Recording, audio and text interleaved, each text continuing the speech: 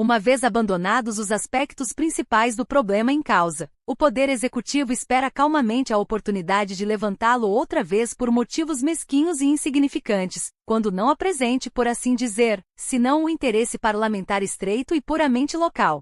Só aí estoura o ódio contido do Partido da Ordem, só aí ele arranca a cortina dos bastidores, acusa o presidente, declara a República em perigo. Mas então, também o seu furor parece absurdo e o motivo da luta parece um pretexto hipócrita, ponto inteiramente desprovido de sentido. A tempestade parlamentar transforma-se em uma tempestade em copo de água, a luta em intriga, o conflito em escândalo. Enquanto as classes revolucionárias se deleitam em um prazer malévolo em face da humilhação da Assembleia Nacional, pois se entusiasmam pelas prerrogativas parlamentares dessa Assembleia tanto quanto esta se entusiasma pelas liberdades públicas, a burguesia de fora do parlamento não compreende como a burguesia de dentro do parlamento pode perder tanto tempo com disputas tão mesquinhas e comprometer a tranquilidade pública com rivalidades tão tolas com o presidente. Confunde-se com uma estratégia que declara paz no momento em que todo mundo espera batalhas, e ataca no momento em que todo mundo pensa que a paz foi concluída. A 20 de dezembro, Pascal Duprat interpelou o ministro do Interior sobre a loteria das Barras de Ouro. Essa loteria era filha do Eliseu. Bonaparte, com seus fiéis adeptos, trouxera-a ao mundo, e o chefe de polícia Carlier colocará-a sob sua proteção oficial. Embora a lei francesa proíba todas as loterias, com a exceção de rifas para beneficência. 7 milhões de bilhetes de loteria, a R$1 cada um, cujos lucros destinavam-se, ostensivamente, a embarcar vagabundos parisienses para a Califórnia. Por um lado, queria-se que os sonhos dourados substituíssem os sonhos socialistas do proletariado de Paris, e que a perspectiva sedutora do primeiro prêmio substituísse o direito doutrinário ao trabalho. Os trabalhadores de Paris, naturalmente, não reconheceram no brilho das barras de ouro da Califórnia os modestos francos que tinham sido subtraídos de seus bolsos.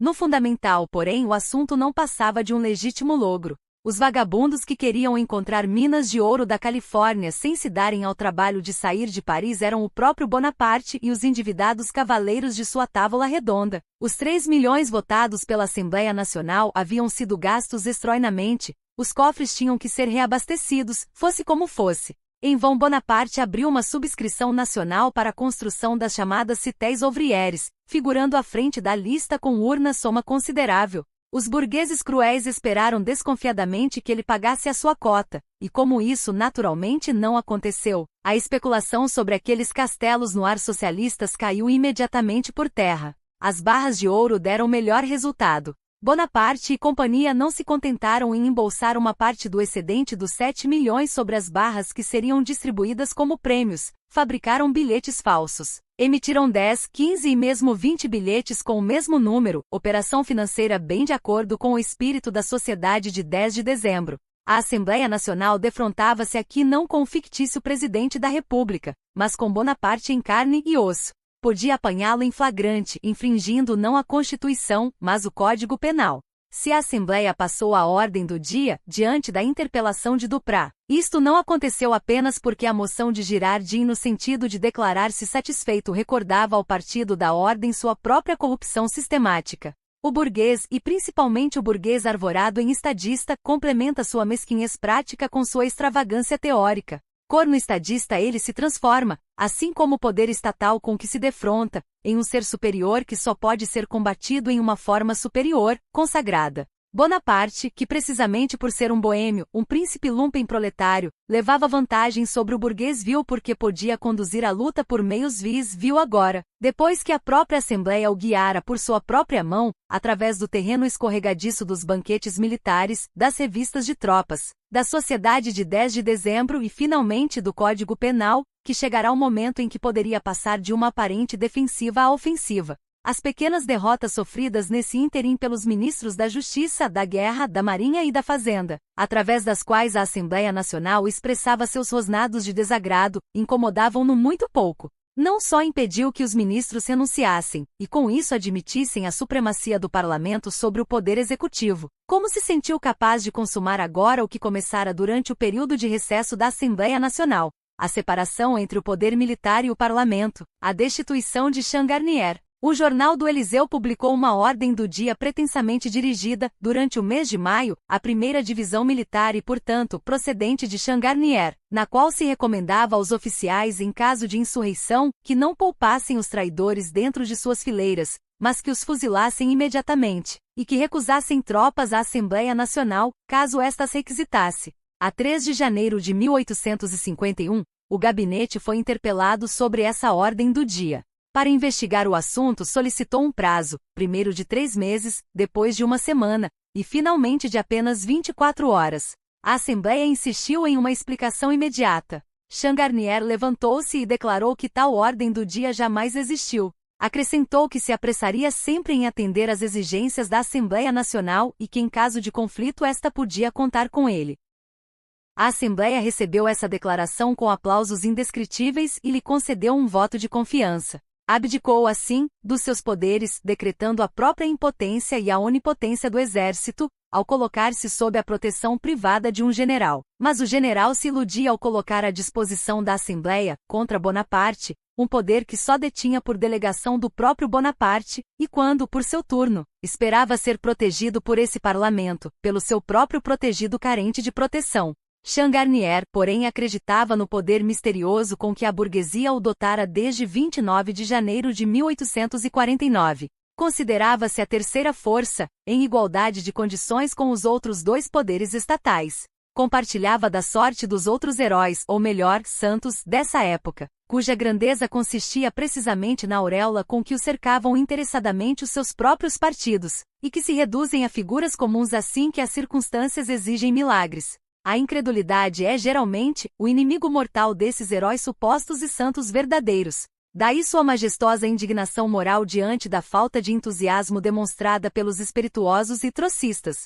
Naquela mesma noite os ministros foram chamados ao Eliseu. Bonaparte insiste na destituição de Changarnier. 5 ministros recusam-se a assiná-la. O Moniteur anuncia uma crise ministerial, e o Partido da Ordem ameaça formar um exército parlamentar sob o comando de Changarnier. O Partido da Ordem dispunha de poderes constitucionais para adotar essa medida.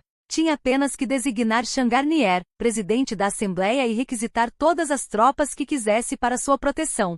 Podia fazê-lo com tanto maior segurança quanto Changarnier detinha ainda o mando efetivo do Exército e da Guarda Nacional de Paris e aguardava apenas ser requisitado, juntamente com o Exército. A imprensa bonapartista não se atrevia no momento sequer a pôr em dúvida o direito da Assembleia Nacional de requisitar tropas diretamente, um escrúpulo legal que, dadas as circunstâncias, não augurava nenhum êxito. Considerando que Bonaparte teve que esquadrinhar Paris inteira durante 8 dias, para descobrir finalmente 2 generais, Baraguer de Illiers e Saint-Jean de Angely, que se declarassem dispostos a subscrever a destituição de Changarnier, é bem provável que o exército tivesse obedecido ordens da Assembleia Nacional. É mais do que duvidoso, porém, que o Partido da Ordem tivesse encontrado em suas próprias fileiras e no parlamento o número de votos necessário para essa resolução se leva em conta que 8 dias mais tarde, 286 votos desligaram-se do partido e que em dezembro de 1851,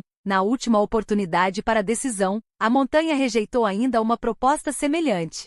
Não obstante, os burgraves poderiam talvez ter conseguido ainda arrastar a massa do partido a um heroísmo que consistia em se sentirem seguros por trás de uma floresta de baionetas e em aceitar os serviços de um exército que se passará para o seu campo. Em vez disso, na noite de 6 de janeiro, os senhores burgraves rumaram para o Eliseu a fim de forçar Bonaparte a desistir do propósito de destituir Changarnier mediante frases de estadistas e prementes razões de Estado. Quando se tenta persuadir alguém é porque se reconhece ser ele o dono da situação. A 12 de janeiro, Bonaparte, sentindo-se seguro em face daquela atitude, nomeia um novo ministério, do qual continuam a participar os chefes do antigo, Fould e Baroche. Saint-Jean de Angely é feito ministro da guerra, o Moniteur publica o decreto de destituição de Changarnier, e seu comando é dividido entre Baraguer de Illiers, designado para a 1ª Divisão do Exército, e Perrotte, que recebe o comando da Guarda Nacional. O baluarte da sociedade foi despedido, e se nenhuma telha cai dos telhados por esse motivo, as cotações da bolsa, por outro lado, começam a subir. Ao repelir o exército que se coloca na pessoa de Changarnier, à sua disposição, e entregando-o, portanto, irremissivelmente às mãos do presidente, o Partido da Ordem deixa evidente que a burguesia perdeu a capacidade de governar. Já não existia um governo parlamentar, tendo agora perdido, efetivamente, o controle sobre o Exército e a Guarda Nacional. Que forças lhe restavam para manter simultaneamente a autoridade usurpada do parlamento sobre o povo e sua autoridade constitucional contra o presidente?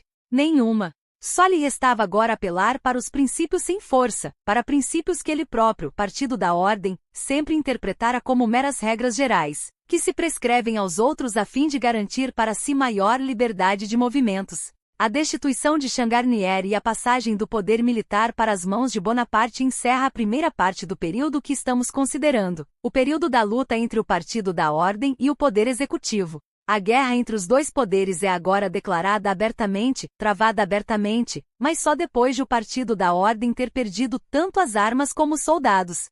Sem o ministério, sem o exército, sem o povo, sem a opinião pública, não mais representando, depois de sua lei eleitoral de 31 de maio, a nação soberana. Sem olhos, sem ouvidos, sem dentes, sem nada, a Assembleia Nacional transformará-se gradativamente em um parlamento ancien regime, que tem de ceder a iniciativa ao governo e contentar-se com grunhidos recriminatórios pós-festum.